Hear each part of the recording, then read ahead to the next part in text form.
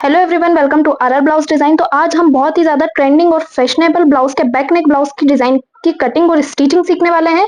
तो आज हम बैक पार्ट की कटिंग भी देखेंगे और बैक पार्ट में डिजाइन की स्टिचिंग भी देखेंगे।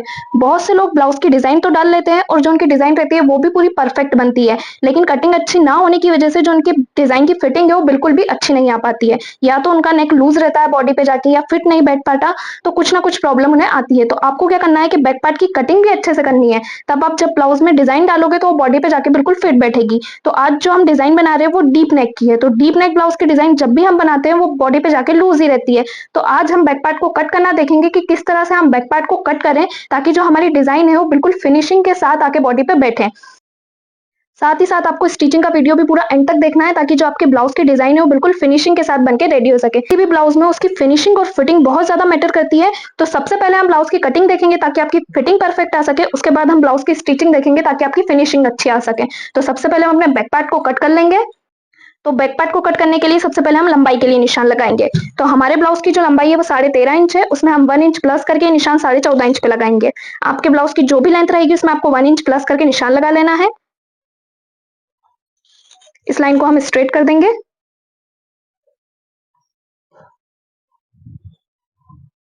स्ट्रेट करने के बाद अब हम शोल्डर के लिए निशान लगाएंगे। तो शोल्डर के लिए हम कैसे निशान लगाएंगे, हमारे जितने भी शोल्डर रहेंगे उसका हाफ करके हम यहाँ पे निशान लगा लेंगे। क्योंकि अभी जो हम नेक बना रहे हैं वो हमारा ब्रॉड है और डीप है। ब्रॉड नेक के लिए आपको शोल्डर में कुछ भी माइनस करने की जरूरत नहीं है, जितने भी आपके फुल शोल्डर रहेंगे बस उसका हाफ करके आपको यहाँ पे निशान लगा लेना है। तो हमारे फुल शोल्डर का मेजरमेंट है 13.5 इंच। इसका हाफ करने के लिए इसे हम डिवाइड करेंगे 2 से। तो हमारा कितना आया 6.75 इंच। तो यहाँ से हम 6.75 इंच पे निशान लगा लेंगे। आपके जितने भी फुल शोल्डर रहेंगे उसे आपको 2 से डिवाइड करके निशान लगा लेना है। अब हम आर्म होल के लिए निशान लगाएंगे। तो जब भी आप ब्रॉड नेक बनाते हैं उसमें जितना भी आपने शोल्डर रखा होता है सेम उतना ही आपको आर्म होल के लिए निशान लगा लेना होता है। तो यहाँ से आर्म होल भी हम कितना रख लेंगे 6.75 इंच। इस लाइन को भी हम स्ट्रेट कर देंगे। स्ट्रेट करने के बाद अब हम चेस्ट के लिए निशान लगाएंगे। तो हमारे चेस्ट है 34 इंच के, उसे हम डिवाइड कर लेंगे 4 से। तो यहाँ पे हम हमारे चेस्ट साइज को डिवाइड करेंगे 4 से। तो हमारा कितना आया 8.5 इंच। जब भी नेक डीप रहता है उसमें कुछ भी लूजिंग ऐड नहीं करनी होती है। तो यहाँ पे हम 8.5 इंच पे निशान लगा लेंगे, प्लस इसमें हम 1.5 इंच का मार्जिन रखेंगे। ऐसे ही हम अपनी वेस्ट के लिए निशान लगा लेंगे। तो वेस्ट का मेजरमेंट हमारा कितना है 29 इंच। तो 29 को भी हम डिवाइड कर लेंगे 4 से। तो हमारा कितना आया 7.25 इंच। तो यहाँ पे हम निशान लगाएंगे 7.25 इंच पे। इसमें भी हम 1.5 इंच का मार्जिन रखेंगे और इन लाइनों को क्रॉस में मिला लेंगे। अब आर्म होल की गहराई देने के लिए कैसे निशान लगाना है, तो उसके लिए आपने कितने शोल्डर रखे हैं यहाँ पे 6.75 इंच के, उसमें से आधा इंच कम करके आर्म होल की तरफ आपको निशान लगा लेना है। तो 6.75 इंच में से हम आधा इंच कम करके ये निशान लगाएंगे 6.25 इंच पे और इन दोनों का एक सेंटर निकाल लेंगे। और ये जो हमने सेंटर निकाला है यहाँ से भी हम 6.25 इंच पे निशान लगा लेंगे और इन दोनों मार्किंग को मिला लेंगे। मिलाने के बाद ये जो तीसरी मार्किंग हमने की है यहाँ से हम बैक साइड के लिए गहराई देंगे 1 इंच पे और यहाँ से इसका शेप दे देंगे। शेप देने के बाद आर्म होल को बैक साइड से हम 0.3 इंच डाउन कर देंगे इस तरह से, ताकि आर्म होल में क्रीज ना आए। डीप नेक बॉडी में जाके फैलता है, तो यहाँ पे जो जितना भी वो फैलेगा, जितना क्रीज रहेगा वो हमारा आर्म होल में इकट्ठा हो जाएगा। तो इस तरह से आपको आर्म होल की मार्किंग कर लेनी है। अब हम रेडी शोल्डर के लिए निशान लगाएंगे। तो रेडी शोल्डर के लिए निशान लगाने से पहले आपको यहाँ से 0.2 इंच शोल्डर को माइनस कर देना है। सभी साइज में शोल्डर को आपको इतना ही माइनस करना है। अब इसे इस तरह से मिला देंगे। माइनस करने के बाद हम रेडी शोल्डर के लिए निशान लगाएंगे। तो हमारे जो रेडी शोल्डर है वो 2.25 इंच के, उसमें 1 इंच प्लस करके निशान हम 3.25 इंच पे लगाएंगे। तो अब ये जितनी भी रहेगी वो हमारी नेक की विड्थ रहेगी। तो यहाँ पे हमें ऑटोमेटिक हमारी नेक की विड्थ मिल चुकी है। तो ये कितने इंच की आई है हमारी 3 इंच की।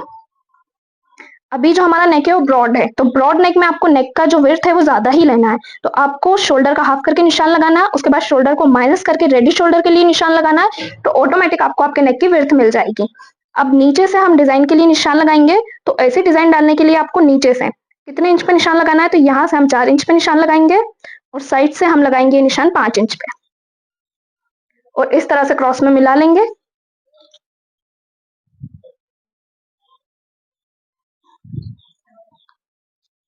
अब यहाँ से भी हम शेप देंगे। तो शेप देने के लिए इस तरह से इसे क्रॉस में आपको मिलाते हुए नीचे की तरफ लेके आ जाना है। ये जो हमारा सेंटर है यहाँ पे हम हुक अटैच करेंगे, बाकी यहाँ पे जो है हमारी पीछे की साइड पे बद्दी आएगी और नीचे की साइड हम लूम्स अटैच करेंगे। अब इसकी हम कटिंग कर लेंगे, उसके बाद हम अपने ब्लाउज की स्टिचिंग देखेंगे।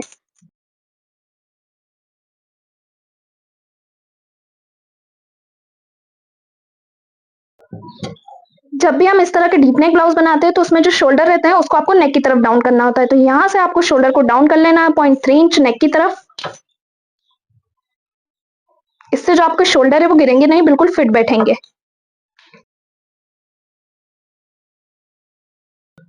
अब इसको हम अपने मेन फैब्रिक के ऊपर कट कर लेंगे। तो यहाँ पे हमने अपने बैक पार्ट को अपने मेन फैब्रिक के ऊपर कट करके रेडी कर लिया है। इस तरह से इसका लुक रहेगा जो आएगा। अब अपने ब्लाउज की हम स्टिचिंग देखेंगे। तो अब हम अपने ब्लाउज की स्टिचिंग देखेंगे। ब्लाउज को स्टिच करने के लिए हमने मेन फैब्रिक के ऊपर लाइनिंग वाले फैब्रिक को बिछा के रखा है और अब इसे हम सेंटर से कट कर लेंगे क्योंकि हम इसे सेंटर से ओपन रखने वाले हैं। तो यहाँ पर हमारे दोनों पार्ट्स अलग अलग हो चुके हैं। अलग करने के बाद जो हमारा आगे वाला पार्ट है उसमें हम नेक पे पाइपिंग अटैच करने वाले हैं। तो यहाँ पे हमने सिल्वर कलर की पाइपिंग ली है, ये हमारी डोरी वाली पाइपिंग है। तो यहाँ पे नेक पे हम सिल्वर कलर की पाइपिंग अटैच करेंगे। आपका जो भी ब्लाउज रहेगा उसके कलर के अकॉर्डिंग आपको पाइपिंग ले लेनी है। अब नेक पे अच्छे से रखते हुए यहाँ पे हम पाइपिंग अटैच कर देंगे। तो आपको क्लियर समझ आ रहा है कि किस तरह से आपको पाइपिंग को अटैच करना है। इसी तरह फिनिशिंग के साथ आपको नेक पे पाइपिंग को अटैच कर देना है। दोनों पार्ट के नेक पे हम यहाँ पे पाइपिंग ही अटैच करेंगे और ये जो हम पाइपिंग अटैच कर रहे हैं ये सिर्फ हमारे नेक पे अटैच होगी। नीचे की तरफ जो हमारे वेस्ट वाला साइड है वहां पे हम पाइपिंग अटैच नहीं करेंगे। तो नेक तक आपको पाइपिंग को लेते हुए आना है। फिर यहाँ से हमने पाइपिंग को कट कर दिया है और नीचे की तरफ हमने सिंपल सिलाई लगाई है। सिलाई लगाने के बाद यहाँ पे हम बारीक बारीक कट लगा लेंगे ताकि हम अपनी पाइपिंग को अच्छी तरीके से फोल्ड कर सकें। तो पूरे नेक पे और नीचे की तरफ आपको बारीक बारीक कट लगा लेने हैं। कट लगाने के बाद पूरे पार्ट को आपको पलट लेना है। पलटने के बाद कॉर्नर को बाहर निकालने के लिए यहाँ पे आपको कुछ भी चीज का यूज कर लेना है। तो यहाँ पे हमने एक ताल लिया है इसे पलटने के लिए, इसका यूज करके हम कॉर्नर को बाहर निकाल लेंगे। तो अच्छी तरीके से आपको ये जो कॉर्नर है उसको बाहर निकाल लेना है जिससे जो नेक की फिनिशिंग है वो क्लियर दिखेगी। उसके बाद यहाँ पे पाइपिंग की तरफ हम सिलाई लगाएंगे। तो ये सिलाई आपको कैसे लगानी है, ये जो आपको पाइपिंग दिख रही है इसको बाहर निकालते हुए आपको सिलाई को लगाना है। अगर अब तक अपने हमारे चैनल को सब्सक्राइब नहीं किया है तो सब्सक्राइब भी कर ले ताकि इसी तरह के नए नए ब्लाउज डिजाइन आप सीख सकें। नीचे की तरफ भी आपको इसी तरह फिनिशिंग से सिलाई लगाते हुए इस पूरे पार्ट को सिलाई से कवर कर लेना है। तो यहाँ पे हमने नेक पे सिलाई लगा लिया और नीचे की साइड भी सिलाई लगा के अटैच कर लिया। उसके बाद अब हम इसे पलट लेंगे और पलट के पूरे ब्लाउज को कच्ची सिलाई से अटैच कर लेंगे। तो यहाँ पे जो हमारा लाइनिंग वाला फैब्रिक है और मेन फैब्रिक है दोनों सिलाई से कवर हो चुके हैं। अब जितना भी आपका एक्स्ट्रा मेन फैब्रिक रहेगा उसको आपको कट कर लेना है। कट करने के बाद ये वाला जो हमारा पार्ट है पूरी तरह से रेडी हो चुका है। तो आपको क्लियरली समझ आया कि इस पार्ट को किस तरह से रेडी करना है।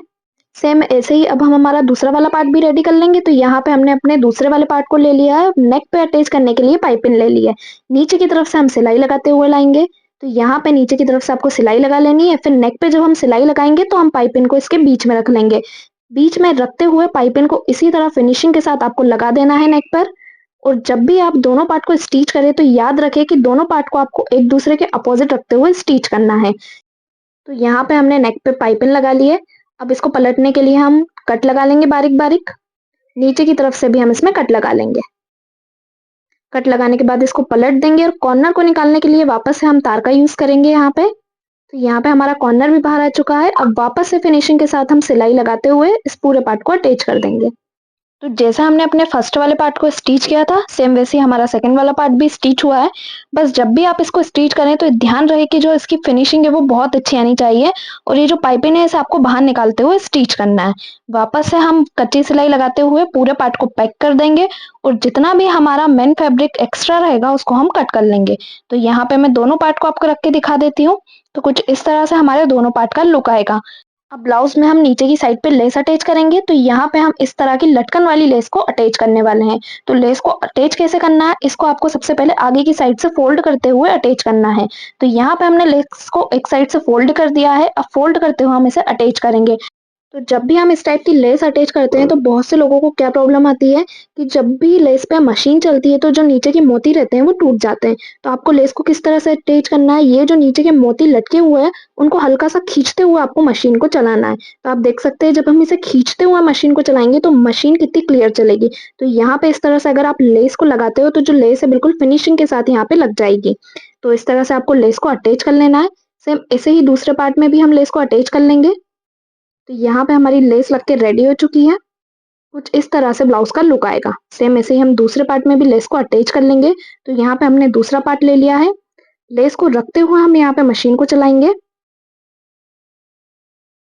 तो इस तरह से आपको लेस को अटैच कर लेना है। अब ये जो हमारा नेक वाला साइड है यहाँ से हम लेस को हल्का सा फोल्ड कर लेंगे इस तरह से।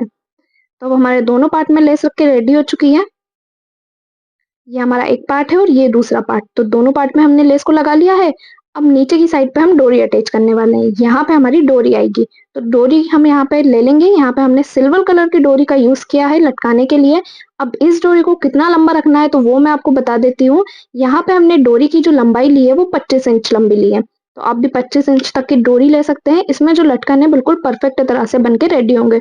तो अब हम लटकन को रेडी करना देखेंगे। लटकन को रेडी करने के लिए यहाँ पे हमने डबल फोल्ड लाइनिंग वाला फैब्रिक लिया है और यहाँ पे हमारे पास राउंड शेप में कटा हुआ कागज था, तो हमने उसका यूज किया है। उसका यूज करते हुए हम यहाँ पे एक सर्कल बना लेंगे।